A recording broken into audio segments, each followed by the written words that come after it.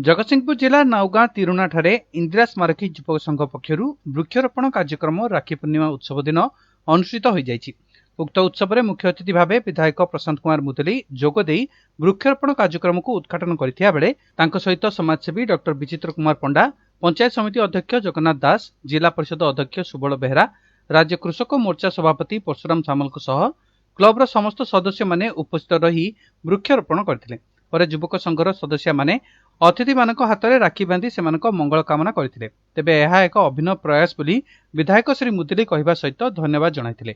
अन्यपटे जलवायुर परिस्थिति को दृष्टि रखी क्लब पक्षर 1000 वृक्षरोपण करा बोली संघर कोषाध्यक्ष देवदत्त त्रिपाठी प्रकाश करछन्ति। नमस्कार, मो ना देवदत्त त्रिपाठी, मु इंदिरा स्मारकी युवक संघर कोषाध्यक्ष रही। आज जो प्रकार आमर पिला समस्त उत्साह को लेकिन आम आमर तिरुणा पंचायत रे आमर सुवर्णेश्वर महादेव प्रांगण रु आम रास्तार थिबा दुई पार्श्वर जो रास्तार रोड साइड रे 1000 गछ लगे आम समस्ते माने शपथ नहींचु। आ ये वृक्ष ही आमर जीवन को बंचई पार। वर्तमान समय आप देखुवे श्रावण मासर शेष समय रे भी वर्षार घोर अभाव, वृक्ष को बंचेले ही आम माने वर्षा को ही पाइपर एवं अनेक प्रकार आमको अम्लजान वृक्ष दौची। से आम एक माने सिद्धांत नहीं आम क्लब संघ तरफ जे आम पंचायत को आम सबुज वनीकरण करूँ। ता सहित आउ गोटे आम सिद्धांत मन भर नहीं जे यही कार्यक्रमटा केवल तिरुणा ग्राम भितर सीमित रही। आम क्लब तरफ आम आम 16टा पंचायत नावगाम ब्लॉक 16टा पंचायत जितेटा क्लब अच्छी जिते युवक संघ अच्छा आम कहबू जे से भी वृक्षरोपण करूँ। आमर यह ही सिद्धांत रही।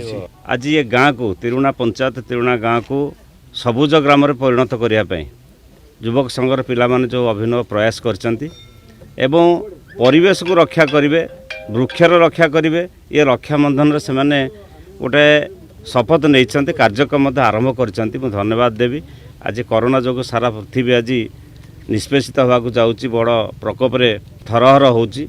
ये अवस्था रे परिवेशर सुरक्षा करवा, वृक्षर सुरक्षा करवा, गाँ लोक मानक पय गोटे सुस्थ परिवेश सृष्टि करवा, एथिपाई ये गाँव ये पंचायतर भाई माने युवक संघर जो माने प्रयास करचंती से मानक धन्यवाद जणेबी। निश्चित भाव में आम समस्त गोटे प्रेरणार उत्सव। जगतसिंहपुर जिला प्रतिनिधि महेश्वर त्रिपाठी रिपोर्ट, महक टीवी न्यूज।